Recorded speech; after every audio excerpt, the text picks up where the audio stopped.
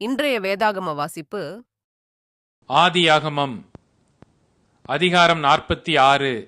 இஸ்ரவேல் தனக்கு உண்டான யாவையும் சேர்த்து கொண்டு புறப்பட்டு பெயர்சபாவுக்கு போய் தன் தகப்பனாகி ஈசாக்குடைய தேவனுக்கு பலியிட்டான். அன்று இரவிலே தேவன் இஸ்ரவேலுக்கு தரிசனமாகி யாக்கோபே யாக்கோபே என்று கூப்பிட்டார். அவன் இதோ அடியேன் என்றான். அப்பொழுது அவர், நான் தேவன், நான் உன் தகப்பனுடைய தேவன். நீ எகிப்து தேசத்துக்கு போக பயப்பட வேண்டாம். அங்கே உன்னை பெரிய ஜாதியாக்குவேன். நான் உன்னுடனே எகிப்துக்கு வருவேன். நான் உன்னை திரும்பவும் வரப்பண்ணுவேன். யோசேப்பு தன் கையால் உன் கண்களை மூடுவான் என்று சொன்னார். அதற்கு பின்பு யாக்கோபு பெயர்சபாவிலிருந்து பிரயாணம் புறப்பட்டான். இஸ்ரவேலின் குமாரர் தங்கள் தகப்பனாகிய யாக்கோபையும் தங்கள் குழந்தைகளையும் தங்கள் மனைவிகளையும் பார்வோன் அனுப்பின வண்டிகளின் மேல் ஏற்றிக்கொண்டு தங்கள் ஆடு மாடுகளையும் தாங்கள் கானான் தேசத்தில் சம்பாதித்த தங்கள் பொருட்களையும் சேர்த்து கொண்டு யாக்கோபும் அவன் சந்ததியார் யாவரும் எகிப்துக்கு போனார்கள். அவன் தன் குமாரரையும் தன் குமாரரின் குமாரரையும் தன் குமாரத்திகளையும் தன் குமாரரின் குமாரத்திகளையும் தன் சந்ததியார் அனைவரையும் எகிப்துக்கு தன்னோடே அழைத்து கொண்டு போனான்.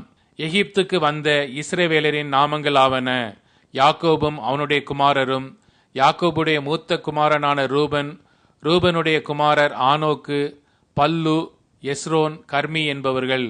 சிமியோனுடைய குமாரர் எமுவேல், யாமின், ஓகாத், யாகீன், சோகார், கானானிய ஸ்திரியின் குமாரனாகிய சவுல் என்பவர்கள். லேவியினுடைய குமாரர் கெர்சோன், கோகாத், மெராரி என்பவர்கள். யூதாவினுடைய குமாரர் ஏர், ஓனான், சேலா, பாரேஸ், சேரா என்பவர்கள்.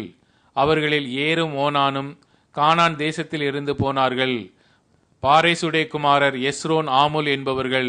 இசக்காருடைய குமாரர் தோலா, பூவா, யோபு, சிம்ரோன் என்பவர்கள்.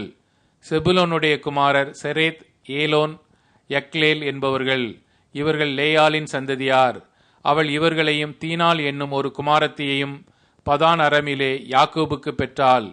அவன் குமாரரும் அவன் குமாரத்திகளுமாகிய எல்லாரும் 33 பேர். காத்துடைய குமாரர் சிப்பியோன், அகி, சூனி, எஸ்போன், ஏரி, அரோதி, அரேலி என்பவர்கள். ஆசேருடைய குமாரர் இம்னா, இஸ்வா, இஸ்வி, பெரியா என்பவர்கள். இவர்களுடைய சகோதரி செராக்கு என்பவள். பெரியாவின் குமாரர் ஏபேர், மல்கியேல் என்பவர்கள். இவர்கள் லாமான் தன் குமாரத்தியாகிய லேயாளுக்கு கொடுத்த சில்பாலுடைய பிள்ளைகள். அவள் இந்த 16 பேரையும் யாக்கோபுக்கு பெற்றாள். யாக்கோபின் மனைவியாகிய ராகேலுடைய குமாரர் யோசேப்பு, பென்யமீன் என்பவர்கள். யோசேப்புக்கு எகிப்து தேசத்திலே மனாசேயும் எப்பிராயீமும் பிறந்தார்கள். அவர்களை ஓன் பட்டணத்து ஆசாரியனாகிய போத்திபிராவின் குமாரத்தியாகிய ஆஸ்நாத் அவனுக்கு பெற்றாள். பென்யமீனுடைய குமாரர் பேலா, பெகேர், அஸ்பேல், கேரா, நாகமான், ஏகி, ரோஷ், முப்பிம், உப்பிம், ஆர்து என்பவர்கள்.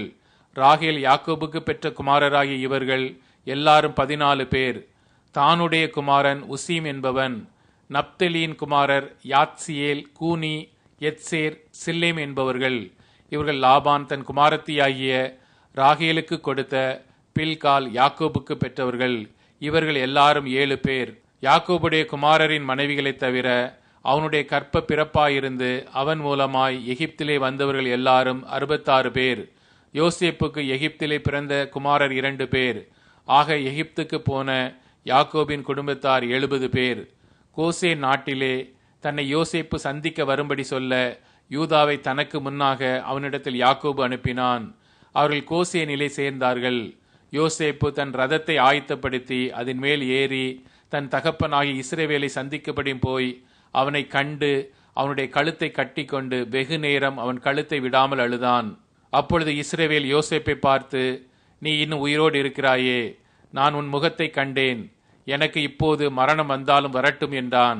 பின்பு யோசேப்பு தன் சகோதரரையும் தன் தகப்பனுடைய குடும்பத்தாரையும் நோக்கி, நான் பார்வோனிடத்திற்கு போய் கானான் தேசத்திலிருந்து என் சகோதரரும் என் தகப்பன் குடும்பத்தாரும் என்னிடத்தில் வந்திருக்கிறார்கள். அவர்கள் மேய்ப்பர்கள், ஆடு மாடுகளை மேய்க்கிறது அவர்கள் தொழில். அவர்கள் தங்கள் ஆடு மாடுகளையும் தங்களுக்கு உண்டான எல்லாவற்றையும் கொண்டு வந்தார்கள் என்று அவருக்கு சொல்லுகிறேன். பார்வோன் உங்களை அழைத்து உங்கள் தொழில் என்ன என்று கேட்டால், நீங்கள் கோசோன் நாட்டில் குடியிருக்கும்படி அவனை நோக்கி, எங்கள் பிதாக்களைப் போல உமது அடியாராகிய நாங்களும் எங்கள் சிறு வயது முதல் இதுவரைக்கும் மேய்ப்பர்களாயிருக்கிறோம் என்று சொல்லுங்கள். மேய்ப்பர்கள் எல்லாரும் எகிப்தியருக்கு அருவருப்பாய் இருக்கிறார்கள் என்றான். கர்த்தர் உங்களை ஆசீர்வதிப்பாராக. ஆமென்.